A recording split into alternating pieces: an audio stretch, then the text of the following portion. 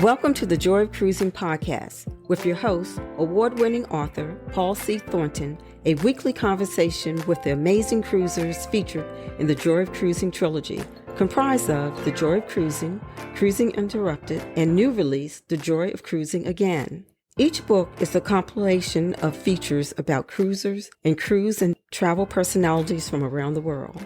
It's the next best thing to cruising, hearing about cruising from the unique and diverse perspectives of Paul's amazing guests.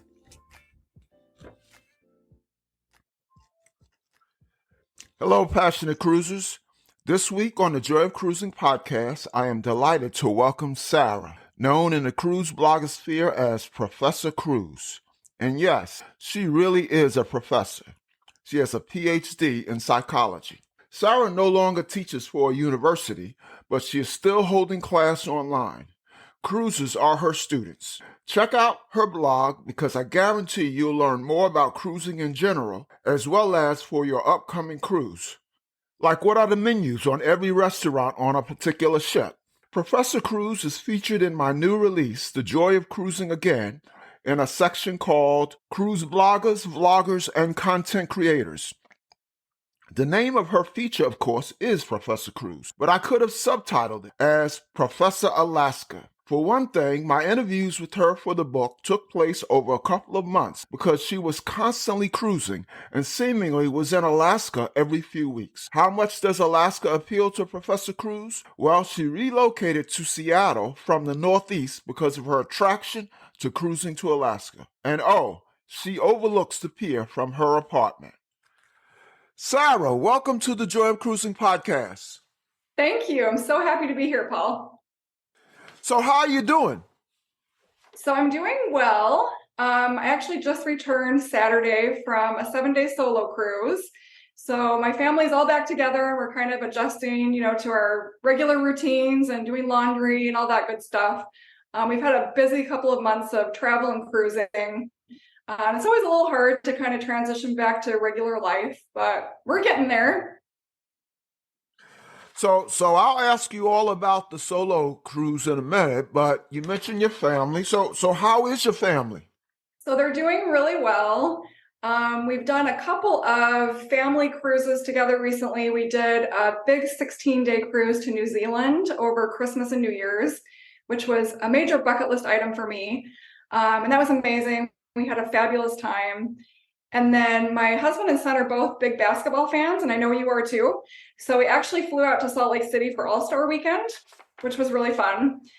And then we flew directly from Salt Lake City to Los Angeles for another cruise, another family cruise. And then I did my solo cruise from there. So it's been a crazy couple of months for us, but lots of fun stuff going on. Well, I think I have an All-Star Weekend T-shirt on, or some kind of NBA T-shirt, because my daughter works for the NBA. That's so funny. Yeah. Yeah, so she was out there. Does she really? I didn't know that. That's so cool. Yeah, unfortunately, she didn't ask me to carry her bags and accompany her, but maybe next year. Maybe next time. So speaking of your family, I recall when we were wrapping up your feature in The Joy of Cruising Again, your husband and son were about to go on their first cruise together. How did that go? So as it turned out, my in-laws ended up being in Seattle during that time. So they actually decided to crash the father-son cruise. So it ended up being my husband and my son, and then also my husband's parents, which was really fun for them. They all had a blast. And it was great for my son just to be able to spend some time both with my husband, but also with his grandparents. So they had a really good time. It was really weird for me, though, because this is the first time they've ever cruised without me. So I was left at home, and I can see the cruise pier, as you know, from my apartment. So I had to watch my family, sailing away without me, which was a little sad and weird. But I also had the apartment to myself for 5 days, which, I couldn't complain too much. So to get back at them, you sailed solo. Tell me about that. I did, yeah. And we did the first cruise that we did after the All-Star game was a family cruise from Los Angeles on the Discovery Princess, which was 5 days.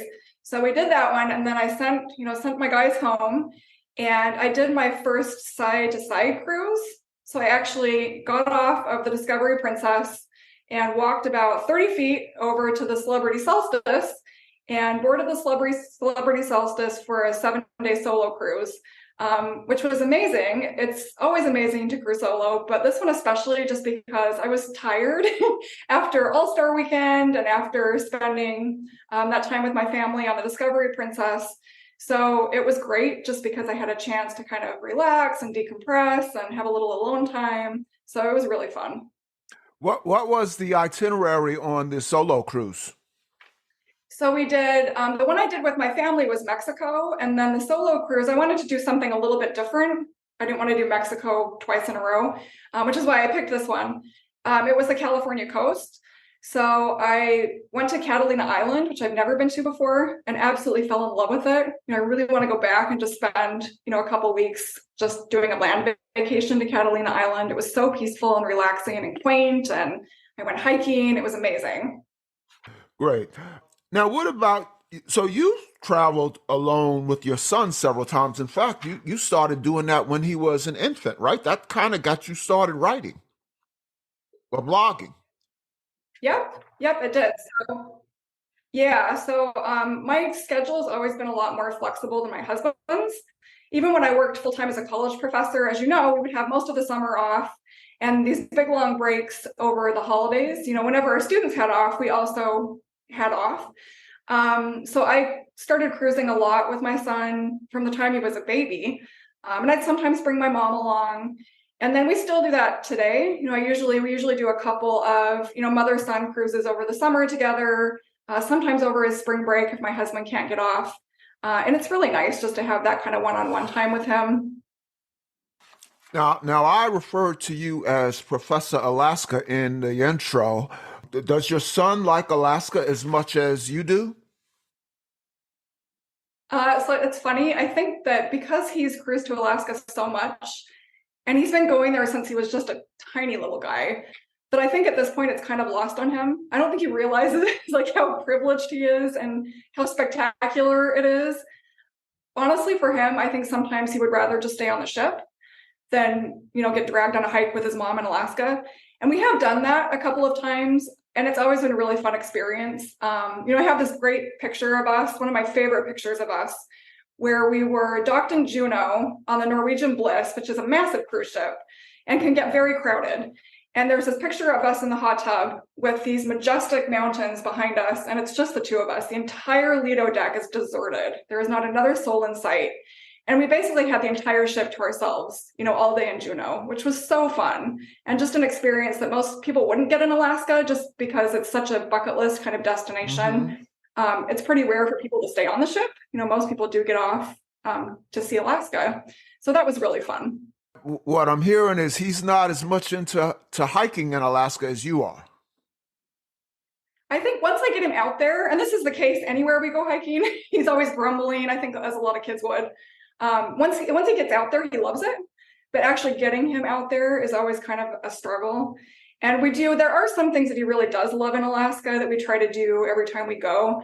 There's, if you hit it at the right time when the salmon are running, there's a creek in Ketchikan where you can get right down into the water with the salmon. And there are just thousands of salmon swimming around you and jumping. And so he loves that. So that's one of the things, I sometimes try to plan our cruises during that time so that we can do that. Mm-hmm. But yeah, once we get out there, he always has a good time, but getting him to get out there is sometimes a challenge. Well, I make posts in various places when someone asks a question about Alaska, and I say, well, my suggestion is that you read Professor Cruz's blog. And as you know, we'll talk about in a minute, I'm going to be going to Alaska soon.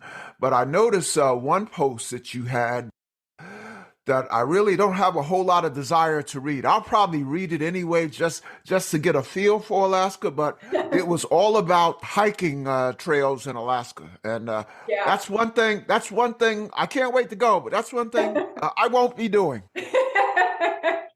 Well, I have to say, Paul, that is not one of my most popular posts. Although there are some, I encourage you to read it just because they're not all hikes. There are some beautiful just walks that you can do right from port that are not super challenging. And so I think there are some that are accessible really to anyone, even if you don't consider yourself a hiker. Well, I'm waiting for you to do a post about restaurants in Alaska. Like, where can you get the best king crab? Oh, I'll add it to my list.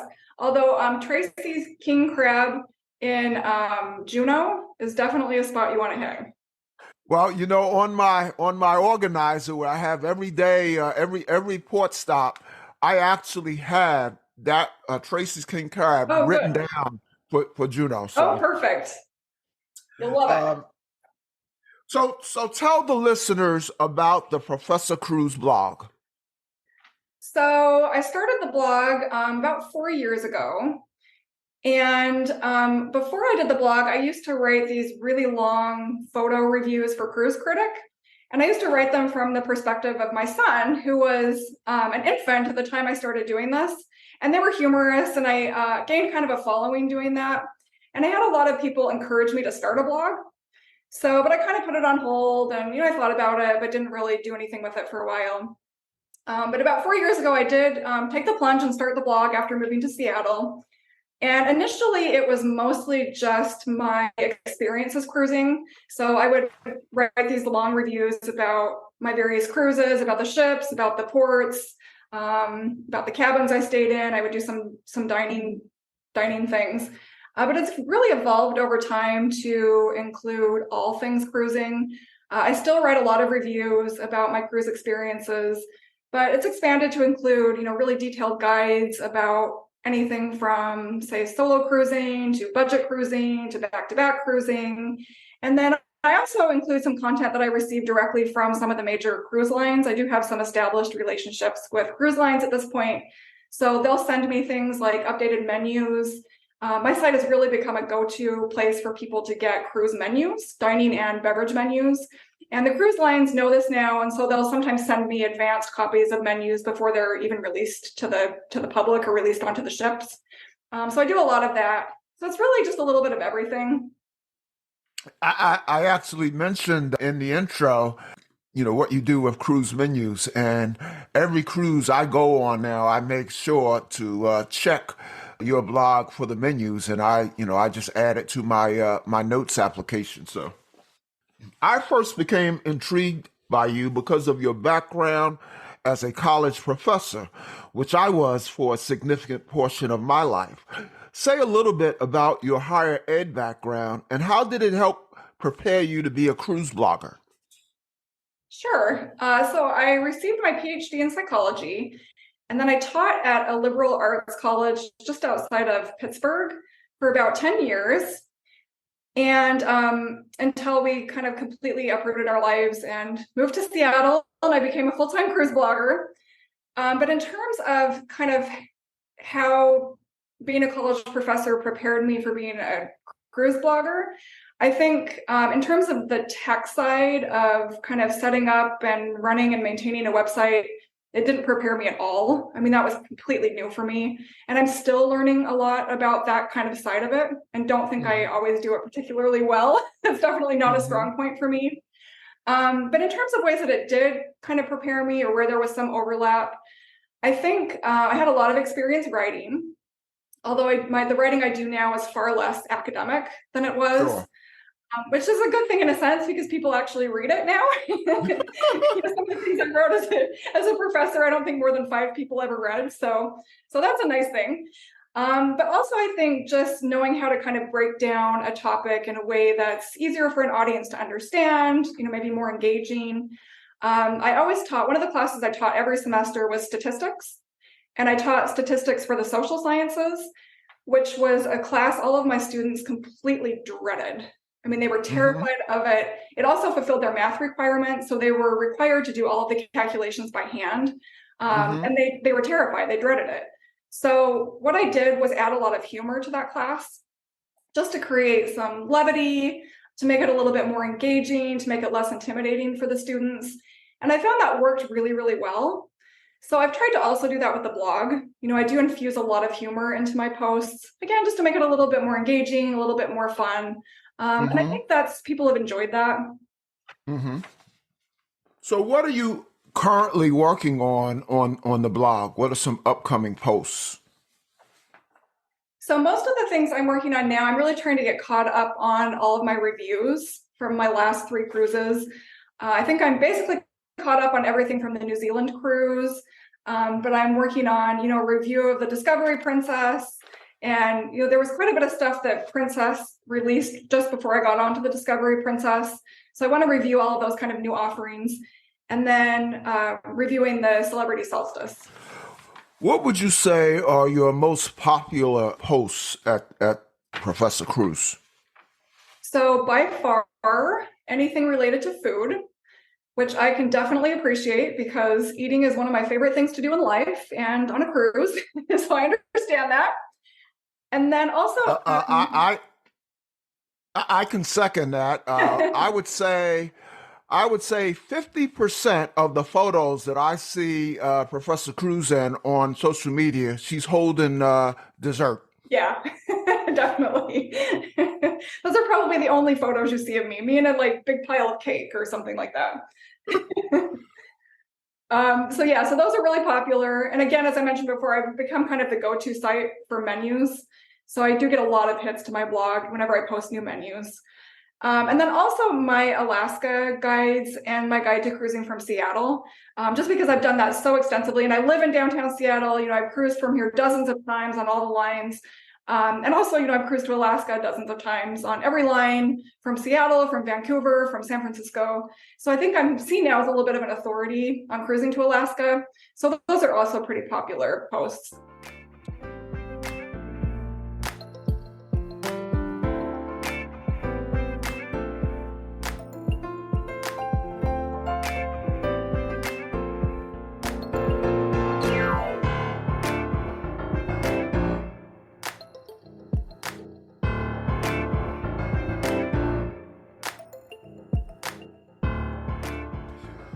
So how can we follow Professor Cruz on social media and the internet?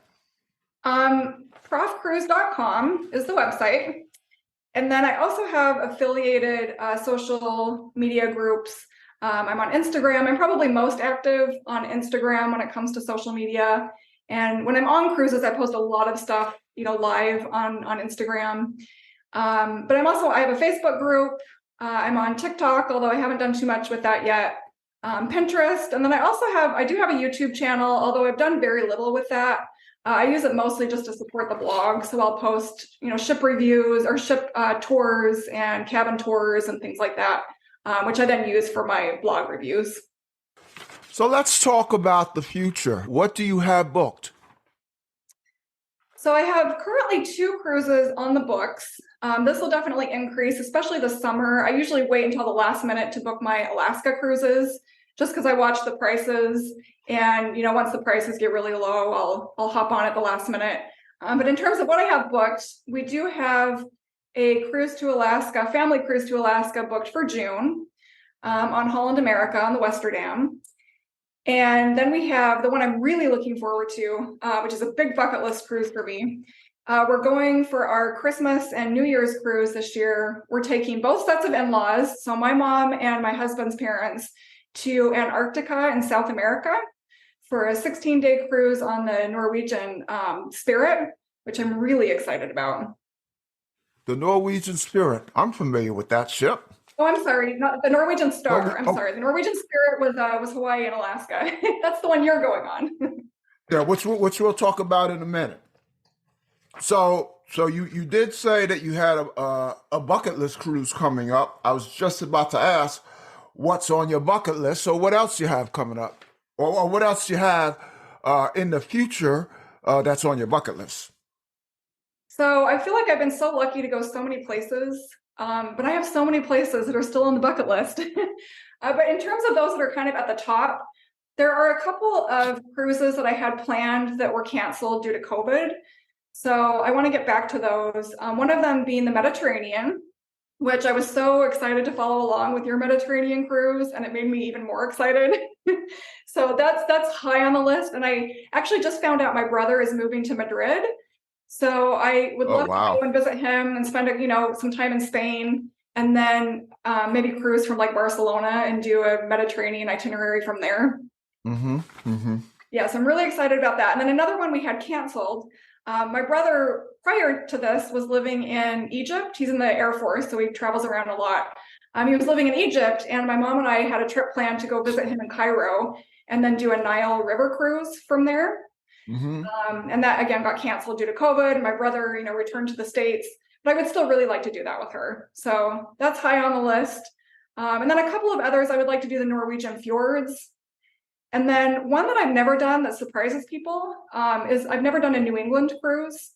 So I'd really like to do that as well. Mm-hmm. Well, you certainly influenced my bucket list.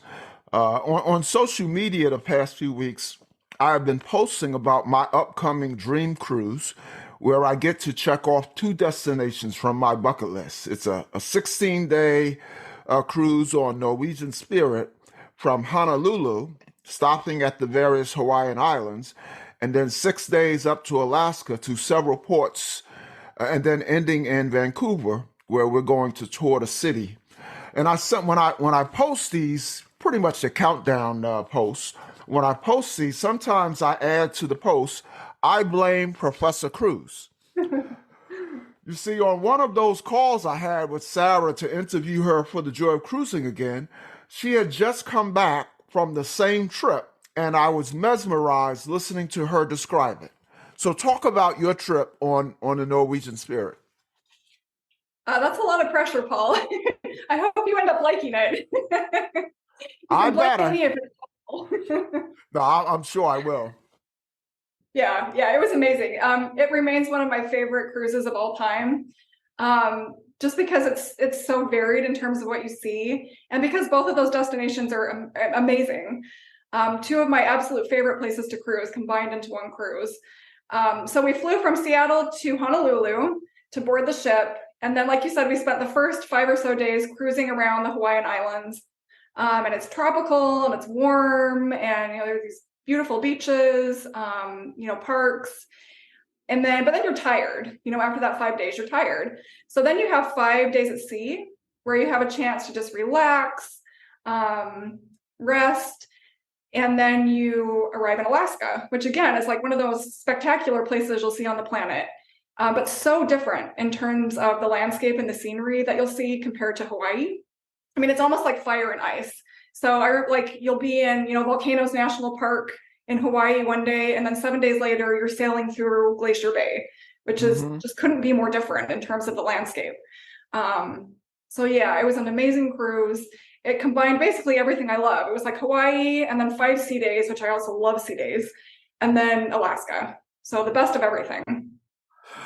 So when you were telling me about that cruise, during the interview process, I updated my bucket list because I already had Alaska on my bucket list and Hawaii on my bucket list, but separately. Yeah. And so I said, well, here's a possibility to do it all in one time. And when I put things on my bucket list, they generally are for like in the years to come. And so we were flying back from my last cruise, which was a bucket list cruise. It was the Smooth Jazz cruise. We were flying back. This was in January, and so I just started casually talking to my wife about where we're going to go next, and she said, maybe we should do a land trip. We cruise all the time. If I cruise, I want to do something really different. I wouldn't mind cruising to Alaska. And when she said that, I just lit up because I already had, researched this combined Hawaii-Alaska cruise that you told me about. I had researched it to death. And so when she said she'd be interested in going to Alaska, the wheels started turning. And make a long story short, we'll be there. We're going, a week after this interview. So I'm so excited for you. I can't wait to follow along. Post lots of pictures. Oh, no worry about that. So I'm going to shift gears now and ask you a couple of what I call fun cruise questions, and then perhaps one oddball question. First one's kind of a standard cruise podcast question, but I just, use it to update my list of things to try. So what's your favorite cruise drink or cruise food or both? So in terms of cruise drink, definitely a martini, but with chocolate, never olives. And in terms of cruise food, Okay, let me interrupt. Is that an espresso martini? I do like an espresso martini, but the problem with the espresso martini for me is that I'm really sensitive to caffeine. So I have to order them decaf, and I have to order them really early in the day. Otherwise, I don't sleep at night. Okay. Which I discovered the hard way after ordering like three of them at 5 in the evening, and then not sleeping for 3 days. But my favorite is like any version of a chocolate martini. So on my last cruise, I had a mint chocolate martini, which was amazing. But they have lots of different combinations of things that they blend with chocolate. So that's by far my favorite drink. But no olives, never olives. And then let's see, in terms of food, for me, I'm really more of a quantity over quality person, which is the total opposite of my husband, who considers himself a total foodie and has like really high expectations for food quality. But the thing I love about cruising is that I can just get like massive quantities of like starchy, carby food, like 24/7. Whenever I want it, I can get like mashed potatoes and mac and cheese and pizza. And then, of course, as you mentioned earlier, dessert. I mean, I'm all about the desserts. I could just skip everything else and just go straight to dessert and be pretty happy. Do you have a favorite dessert? No, which makes it really hard for me to order dessert at dinner. And I often end up ordering like 2 or 3 things because they all sound good. I mean, I guess if I had to choose, I like maybe gravitate more toward cakes. But I love it all. Now, you go on tons of what I consider bucket list cruises.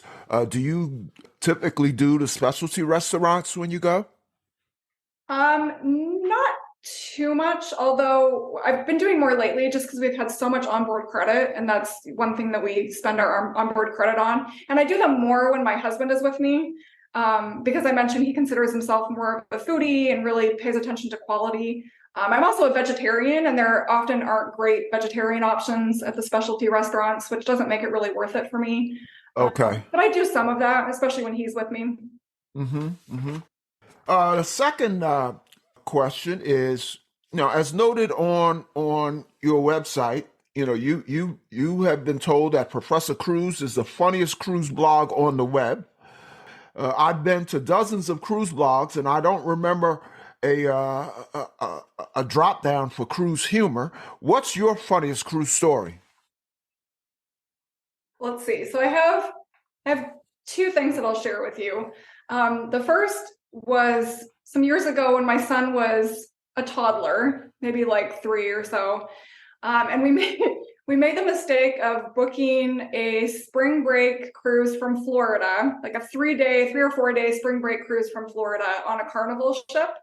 And I took my son, who was a toddler, and my mother, who was in her late 60s, on the spring break Carnival cruise from Florida. And it was a total booze cruise. It was the wildest thing I've ever seen. And it was hilarious. I was like shielding their eyes like constantly, but we still laugh about it. I mean, it was so funny. And that sure doesn't sound like one of your cruises. No, it doesn't. Yeah, it was very kind of like atypical for what I like and what I do. And I don't know why we did it. Like, I don't know how that decision was made. It was pretty funny. But then I have another sort of blog related funny story that happened a few months ago. So I will sometimes post satirical articles to my site. So a couple months ago, Carnival had been making these series of cuts to things like dining times and various things that people were kind of upset about. So I wrote a satirical piece about how Carnival was cutting their complimentary coffee to half calf, and then in a related measure would also start charging for the use of public restrooms on the ship. So I mean, this article. Now let me interrupt. Did anyone believe this? Yeah.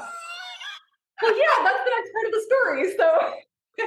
So you're laughing, right? I mean, it's so obviously satire. And I said explicitly in the piece toward the end that it was satire. And it was obviously satire. Like if you had bothered to read the first couple of paragraphs, like it's obviously satire. But so people just read the headline and it went viral. I mean, it got shared all over the internet, all over Facebook, Carnival-related Facebook groups, and people were just up in arms over these changes, like up in arms. And the comments were so funny. I mean, people were so mad. And it ended up that John Held, who's the Carnival brand ambassador, had to actually address this on his Facebook page. Like, we're not doing any of these things. and then I had to write a follow-up article, like in big bold letters: Carnival not switching to half-caste and not charging for public restrooms. So that was really, really So funny. was Carnival sore at you? Did John Hill, mention you at all? I don't think he mentioned me directly. I think he just said, there have been rumors floating around on social media that we're doing this, and we're absolutely not doing it. And it was amusing. But I think, thinking back to my days as a college professor, I remember the first time, and you may have had this happen too. I remember the first time one of my students used an article from The Onion, the satirical newspaper, as a reference for an academic paper, and just like calling him into my office and just having a conversation about, like the importance of using reliable sources and triangulating your sources, making sure that multiple reliable sources are saying the same thing and never relying just on a headline. So, I mean, I think this was a good lesson for all of us. Wait, the student really used The Onion as a reference? Yeah. Wow. I've got some funny college professor stories, but I don't think I can top that one. Yeah. Yeah, it was pretty good. But again, I mean, it was a good lesson for him, and it was a good lesson for the rest of the class, and being really careful about the sources that you're using. So here's the oddball question. It's not cruise related. So I know that you have a following. And let me say welcome to all the Professor Cruise fans who are listening. Share one thing that my listeners and your fans don't know about Sarah. Or don't know about Professor Cruise.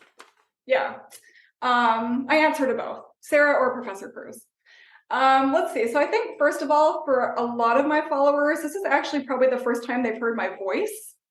I always say that I have, a face for radio and a voice for newspaper, which is why I'm primarily a blogger and don't do a lot of vlogging or podcasting.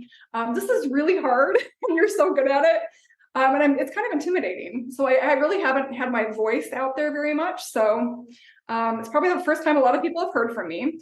But on a related note, if you had asked me when I was younger, like maybe junior high school years, what I wanted to do as an adult, I would have said creative writing. I really wanted to become a novelist or a poet when I grew up. So, writing the blog has really given me an outlet to kind of be able to do that a little bit, kind of scratch that creative itch. Mm-hmm. And while I have the opportunity, I just want to thank the people who have followed my blog and who have, tolerated my weird sense of humor, for really giving me the chance to kind of do the two things I love almost more than anything else in life, which is cruising and then writing about cruising. Good. Thank you. Finally, Sarah, I'm going to put you to work. Please announce this week's winner of a copy of either The Joy of Cruising or Cruising Interrupted. All right. So this week's winner is Andrew McAlpine. Congratulations. So Andrew is a member of the Joy of Cruising podcast Facebook group. So I will follow up with Andrew soon. Sarah, thank you so much for joining us on the podcast. I'll be thinking about you a lot in the next few days because this weekend we are on our way to Honolulu, then up to Alaska, and then to Vancouver. And so, again, I blame Professor Cruise. Have the best time, Paul. I'm so excited for you. All righty. Thank you so much. And as much as you cruise, I know, if you're willing, I know that we are going to have you back sometime in the future. Take care of yourself and give all my best to your family, Sarah. I will. You too, Paul. Joy of Cruising and Cruising Interrupted can be ordered at the link on the joyofcruisingpodcast.com, each for $16.99 plus shipping. Order the soon-to-be-released The Joy of Cruising again, also at thejoyofcruisingpodcast.com. for $18.99. For each of the 3 books, use the discount code Joy of Cruising Podcast and get $4 off. Again, the discount code Joy of Cruising Podcast. Enter to win a copy of The Joy of Cruising or Cruising Interrupted while supplies last at thejoyofcruisingpodcast.com by joining the Joy of Cruising Podcast Facebook group or both to increase your chance to win. A winner will be announced on each show. Please leave us a review and tell a friend about us. Thank you. We hope you enjoyed the brief escape to the ocean. See you next week.